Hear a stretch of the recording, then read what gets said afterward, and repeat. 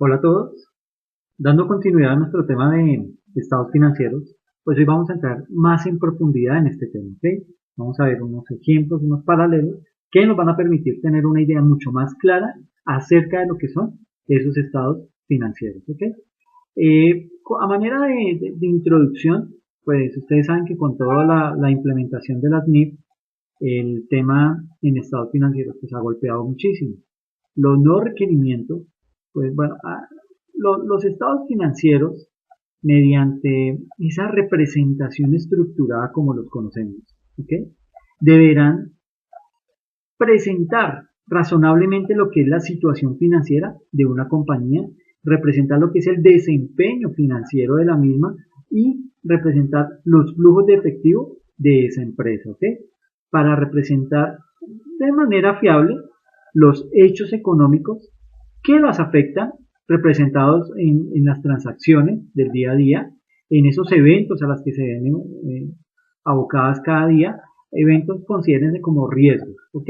Y en esas condiciones, de acuerdo a los criterios de reconocimiento, tanto inicial como posterior, y de medición, tanto inicial como posterior, de las NIF y de las NIF, ¿ok?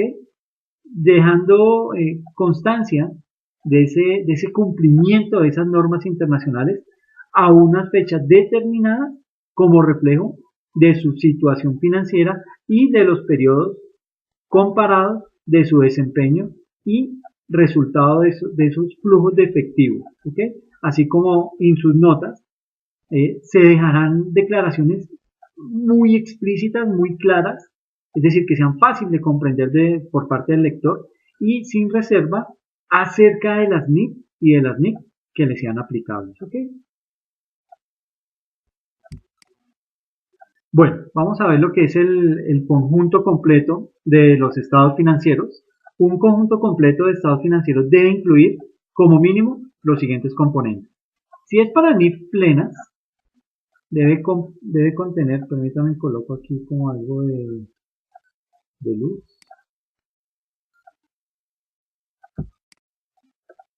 Listo.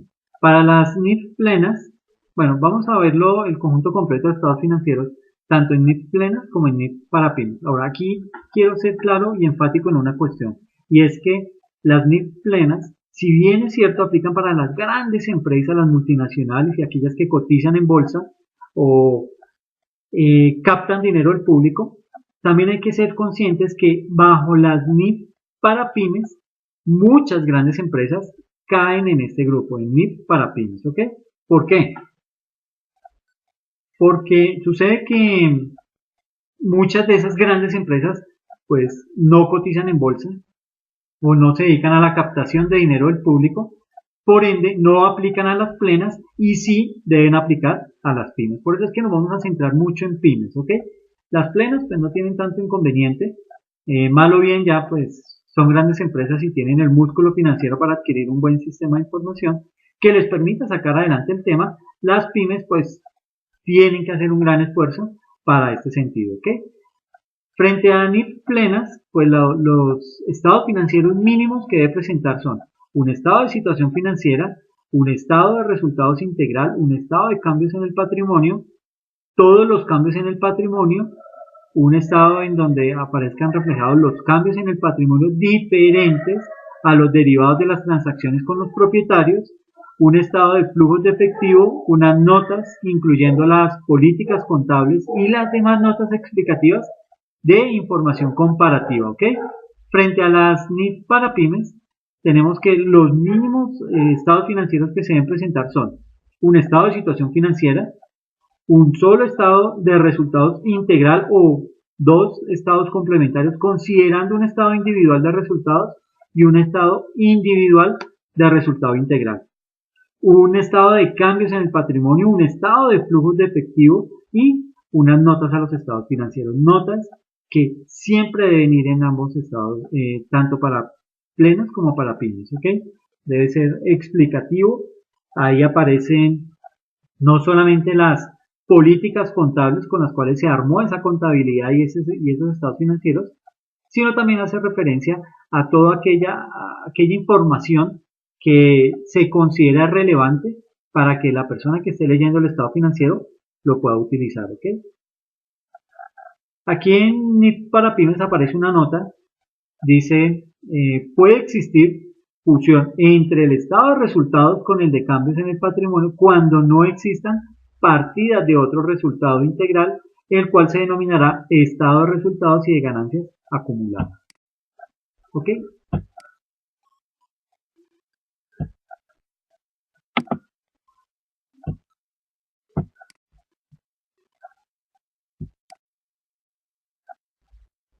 Bueno, vamos a continuar.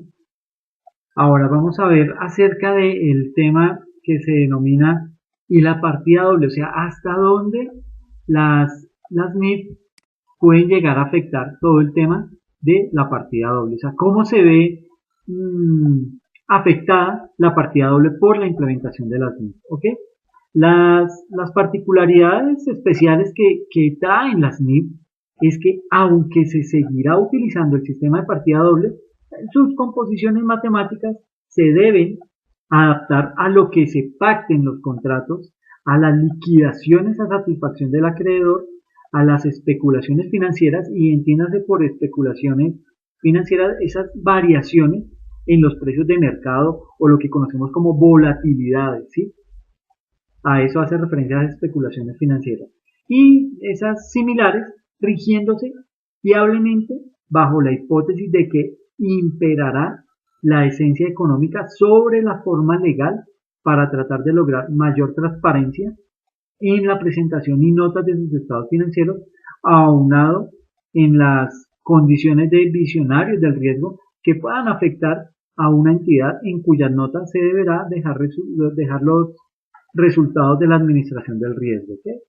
Eso frente al tema de la partida doble. Aquí tenemos, pues, digamos, en la sección en la que, pues, ¿cómo le pega las NIF a la partida doble? Pues primero, tiene que adaptarse a lo que se pacte en los contratos. ¿Ok? Segundo, tiene que hacerse unas liquidaciones a satisfacción del acreedor. ¿Ok? Y como tercer punto, referente a la partida doble, las especulaciones financieras, tómese como variaciones en los precios de mercado y volatilidades, también se van a ver afectadas por la implementación de las NIF. ¿Ok? Eso dejándolo así a grandes rasgos, como lo de la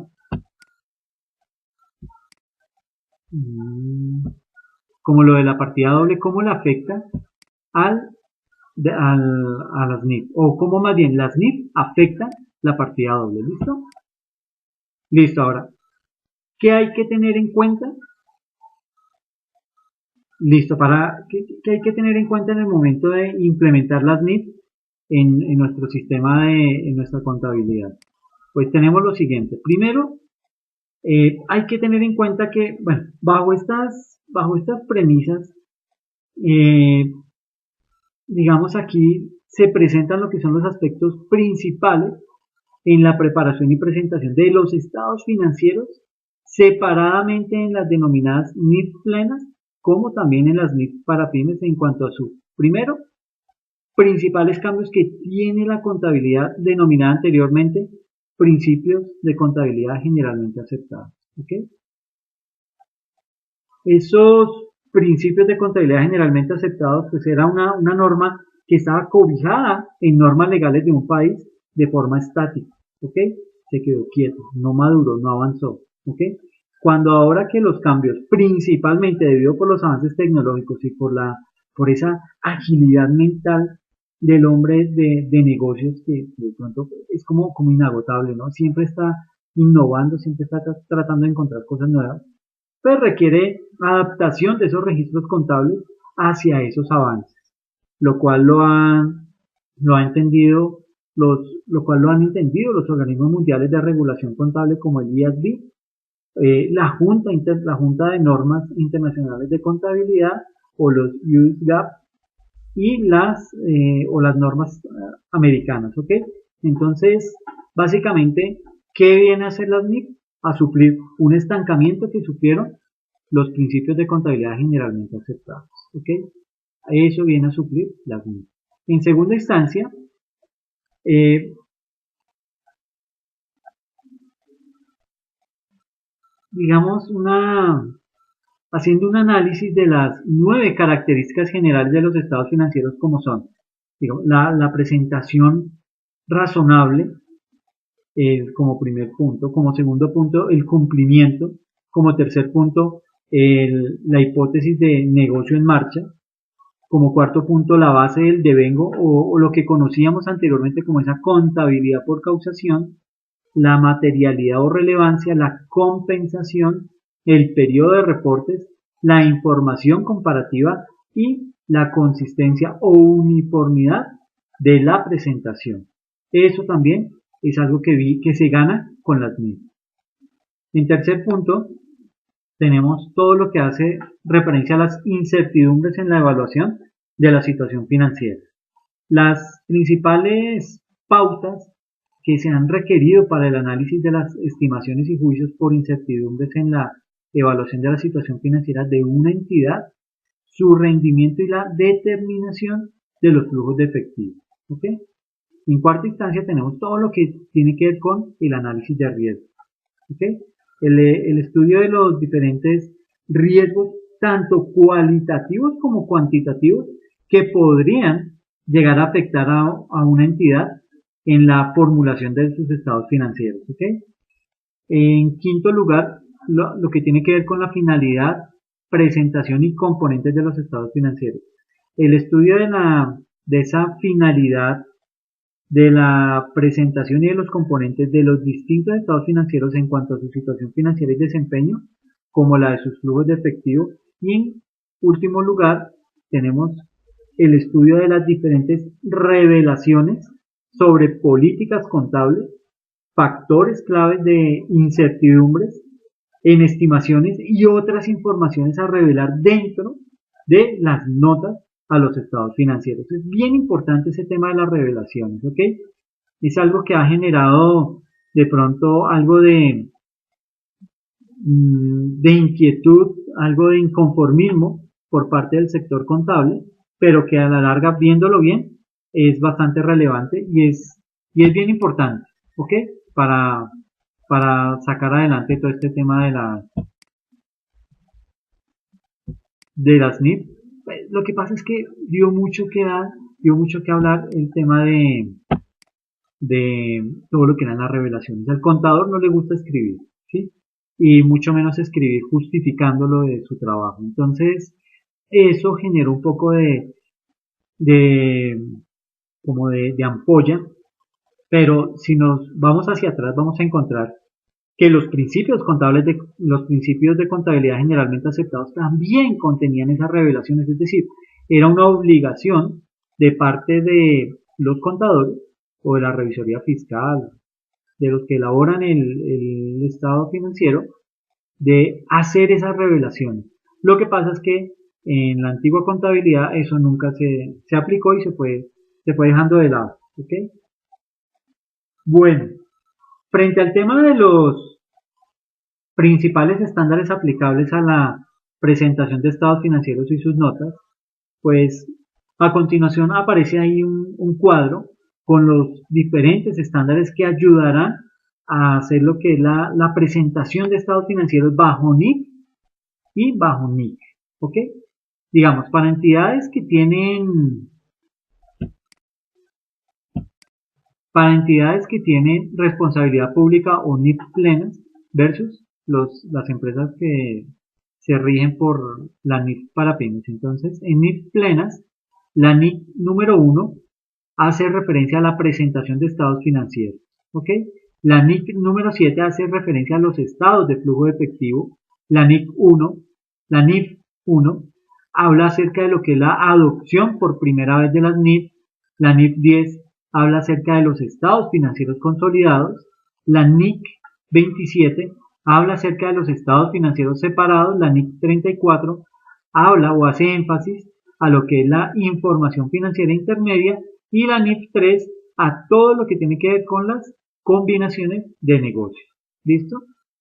Mientras que para las NIF para pymes tenemos que la sección 3 habla de la presentación de los estados financieros. La sección 4 habla del estado de situación financiera la sección 5 del estado de resultados integral, la sección 6 del estado de cambios en el patrimonio y estado de resultados y de ganancias acumuladas. En la sección 7 está todo lo que tiene que ver con los estados de flujos de efectivo. En la sección 8, todo lo que tiene que ver con las notas a los estados financieros. En la sección 9, los estados financieros consolidados y separados. En la sección 10, la combinación de negocios y lo que se conoce como plusvalía. Y en la sección 35, todo lo que tiene que ver con la transición hacia NIF para PYME. ¿Okay? Esto pues básicamente, esos los principales estándares o las principales normas aplicables a lo que es la presentación de estados financieros y sus notas. ¿Listo?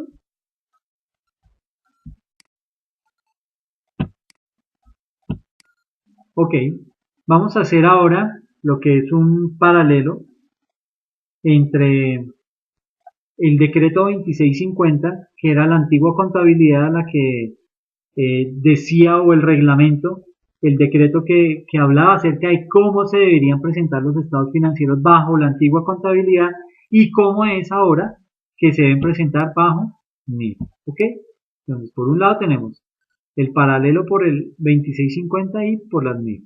Entonces, las normas locales hacen referencia al 2650 y la otra columna hace referencia a las NIF para pymes. ¿Ok? Frente a ese tema, entonces tenemos, en la antigua contabilidad, los activos se clasificaban en activos disponibles, en inversiones, deudores y clientes. ¿Ok? En la NIF para pymes, ese disponible pasa a denominarse efectivo o equivalente al efectivo. ¿Ok? Las inversiones pasan a denominarse instrumentos financieros a valor razonable o instrumentos financieros a costo amortizado o inversiones en subsidiarias, inversiones en asociadas o inversiones en negocios conjuntos. Es decir, llega a ser más granular ese rubro de inversiones. ¿Ok? No lo deja ya como en una gran caneca, sino que trata de sacarlo en bolsas aparte para que así mismo sea más fácil entrar a revisarlo o entrar a conocer en realidad cómo es el estado de cada una de las inversiones. ¿Ok? En el decreto 2650 de la antigua contabilidad, dentro de activos se conocía el término de deudores. En NIF para pymes se denomina activos financieros. La cuenta clientes, en la antigua contabilidad en el 2650, en NIF para pymes se llama cuentas por cobrar comerciales y otra que también se denomina activos mantenidos para la venta. Ya enfocándonos en el tema de los pasivos, tenemos que ese rubro está conformado por, en el 2650, por unas obligaciones financieras, unas obligaciones a empleados, unas provisiones, unas ganancias acumuladas y unos diferidos. Si obligaciones financieras eran en el 2650, en NIF se llaman pasivos financieros y también se denominan cuentas comerciales por pagar. Esas obligaciones financieras. Entonces, casi que separa lo financiero de lo comercial. ¿Ok? Las obligaciones a empleados se denominan NIF beneficios a empleados por pagar. Las provisiones en la del 2650 en NIF para pymes se denomina pasivos estimados y provisiones. Las ganancias acumuladas en NIF se llaman igual ganancias acumuladas y los diferidos en el 2650 se denomina impuesto diferido en NIF para pymes. ¿Ok? Diferidos en 2650, impuesto diferido en NIF para pymes. Frente al tema de patrimonio, existe un capital social y en NIF es capital emitido. Un superávit por revalorizaciones, en NIF para pymes se llama igual, superávit por revalorización. Ingresos. En ingresos tenemos los operacionales y los no operacionales, bajo la norma 2650. En NIF para pymes, esos operacionales se llaman ingresos ordinarios y en no operacionales se llaman ganancias. ¿Ok? Frente al tema de gastos, tenemos que en el 2650 los gastos se clasificaban en operacionales de administración, operacionales de venta, no operacionales y todo lo que tiene que ver con el impuesto de renta y complementarios. ¿Ok? Esto por el lado de gastos en el 2650. Ahora, gastos en NIF se denominan lo que se conoce en 2650 como operacionales en administración, en NIF para pymes se llama gastos de administración. Lo que conocíamos como operacionales de ventas, en NIF se llama gastos de ventas, que viene a reemplazar prácticamente ese costo de ventas, ¿ok? Y también se clasifica en ingresos por intereses. Los no operacionales se clasifican como pérdidas en NIF para pymes y el impuesto de renta y complementario se denomina en NIF impuesto a las ganancias. Frente a todo lo que tiene que ver con producción, tenemos que ese rubro lo conforman en el 2650 lo que es la mano de obra, las materias primas y los costos indirectos de producción.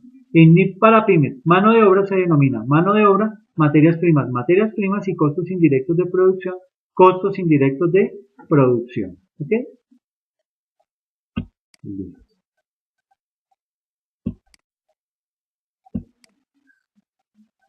Siguiendo con ese paralelo, tenemos que todo lo que se conoce como acreedores varios en la antigua contabilidad en NIF se denomina instrumentos financieros en prestaciones definidas en pensión.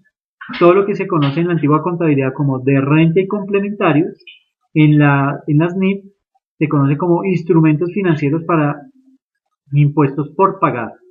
Lo que son salarios por pagar se conoce lo que son salarios por pagar se conoce en la NIF para pymes como instrumentos financieros en obligaciones laborales. Los anticipos y avances recibidos en el 2650 lo conocemos en NIF como instrumentos financieros por anticipos de clientes, lo que en el 2650 se denomina ingresos recibidos para terceros. En las NIF lo conocemos como instrumentos financieros por concesiones. Todo lo que son cuentas de orden en NIF pasan a ser unos pasivos contingentes. Todo lo que es el capital suscrito y pagado se denomina instrumentos de patrimonio. Lo que es utilidad del ejercicio también se conoce en NIF como pérdidas en el ejercicio. Comercio al por mayor y al por menor en la antigua contabilidad, acá se conoce en NIF como ingresos ordinarios. Y gastos de personal en la antigua contabilidad en NIF se llama gastos ordinarios y costo de ventas, gastos por ventas de existencias. ¿Okay? Eso como para hacer el paralelo entre el uno y el otro, como para que cuando hablemos de esas cuentas, pues no vayamos a tener ningún inconveniente al momento de tratar de explicarlos. ¿Ok? Vamos a ver ahora lo que son las características de las NIF. La primera característica es que tiene una presentación razonable y cumplimiento de las NIF, ¿ok? O sea, y básicamente se centran en lo que son la NIF 1 en su párrafo 15, ¿ok? Y frente a ese tema, los estados financieros deberán presentar razonablemente esa situación financiera y el rendimiento financiero, ¿ok? De igual manera, debe representar lo que son los flujos de efectivo de esa entidad, ¿ok? Esta presentación razonable, pues requiere la presentación fidedigna de los efectos de las transacciones, así como de otros sucesos y condiciones de acuerdo con las definiciones y también de acuerdo con esos criterios de reconocimiento de activos, de pasivos, de ingresos, de gastos que se han establecido en el marco conceptual, ¿ok? Una segunda característica tiene que ver con lo que conocemos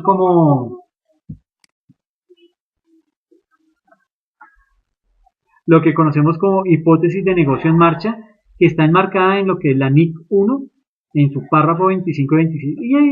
Y esa hipótesis de negocio en marcha no es otra cosa más que garantizar, es decir, la gerencia tiene que garantizar que el negocio va a continuar. Si no va a continuar, lo tiene que mencionar en sus estados financieros para que asimismo diga qué van a hacer, es decir, para que le dé la opción a sus socios o a los dueños de la empresa de pues que tomen otra alternativa, que tomen una decisión diferente porque el negocio no va a continuar. Y eso se ve mucho, es decir, digamos en empresas que están muy bien, pero por X o Y motivo deciden irse, deciden, no, miren, nosotros no vamos a continuar porque la parte tributaria se disparó y no nos va a generar las mismas ganancias que de pronto podemos llegar a obtener en otro país que nos salga mucho más benéfico, ¿ok? Entonces, hacia eso habla un poco lo que es la hipótesis de negocio en marcha. Sucede que al elaborar los estados financieros, la gerencia, eso hoy ya se viene, la gerencia es la que debe evaluar la capacidad que tiene una entidad para continuar en funcionamiento. Una entidad elaborará los estados financieros bajo la hipótesis de negocio en marcha a menos que la gerencia pretenda liquidar la entidad o cesar en su actividad. O bien, no exista otra alternativa más realista que proceder de una de estas formas. ¿Ok? Cuando la gerencia, al realizar esta evaluación, sea consciente de la existencia de incertidumbres, bueno, de incertidumbres, pero de incertidumbres importantes, ¿no? Porque es que tampoco puede ser que cualquier incertidumbre vaya a hacer que una empresa quiebre o diga, no, ya no vamos a continuar porque es que me parece que no va a haber proceso de paz. Entonces, pues bajo eso no, bajo esa premisa no se puede hacer, ¿ok? Pero digamos tiene que ser una, una evaluación realista, ¿ok? Que haga la gerencia. Y cuando se hace esa evaluación realista, pues ya entonces es cuando la gerencia, al realizar esta evaluación, pues es consciente de la existencia de incertidumbres importantes, ¿ok? De esas incertidumbres que son importantes y que son relativas a, llamémoslo, a eventos o a riesgos o condiciones que pueden aportar dudas significativas sobre la posibilidad de que la entidad siga funcionando normalmente. Y en ese caso, entonces lo que va a hacer la empresa es, o la gerencia mediante los estados financieros es proceder a revelarlas en los estados financieros. ¿Ok? Cuando una entidad no prepare los estados financieros bajo la hipótesis de negocio en marcha, revelará ese hecho junto con las hipótesis sobre las que han sido elaborados y las razones por las que la entidad no se considera como un negocio en marcha. Y la última característica que tiene que ver con la estructura y contenido, enmarcada en la NIC 1 en el párrafo 47, y frente a esto, pues esta norma requiere revelar determinada información en el estado de situación financiera o en el estado de resultados y otro resultado integral o en el estado de cambios en el patrimonio y va a requerir revelar información sobre otras partidas en estos estados o en las notas.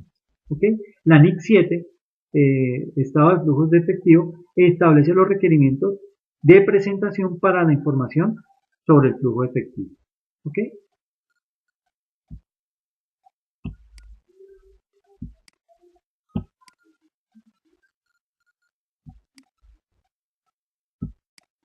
Listo, siguiendo con el tema de características, tenemos ahí que como mínimo el estado de situación financiera, ya metiéndonos en el estado que nos importa, este es lo que en la antigua contabilidad se conocía como el balance general, en NIF se conoce como el estado de situación financiera. Ese estado de situación financiera incluirá partidas que presenten los siguientes importes. Entonces, va a contemplar propiedades, planta y equipo, va a contemplar propiedades de inversión, activos intangibles, los activos financieros, pero dígase bien, no todos los activos financieros.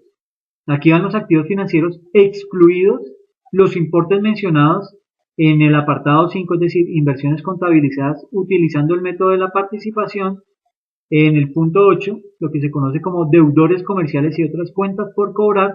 Y en el punto 9, lo que se conoce como efectivo y equivalentes al efectivo. Es decir, estos activos financieros son otras cuentas diferentes a las que acabamos de nombrar. ¿Ok? También debe contemplar dentro del estado de situación financiera lo que son las inversiones contabilizadas utilizando el método de la participación, todo lo que tiene que ver con activos biológicos, los inventarios, los deudores comerciales y otras cuentas por cobrar, el efectivo y los equivalentes al efectivo y el total de activos clasificados como mantenidos para la venta y los activos incluidos en grupos de activos para su disposición que se hayan clasificado como mantenidos para la venta de acuerdo con la NIF 5 de activos no corrientes mantenidos para la venta y operaciones discontinuadas. ¿Okay? Otras de las características tienen que ver con los acreedores comerciales y otras cuentas por pagar, las provisiones, los pasivos financieros, y dentro de estos pasivos se excluyen los acreedores comerciales y las provisiones. ¿Ok?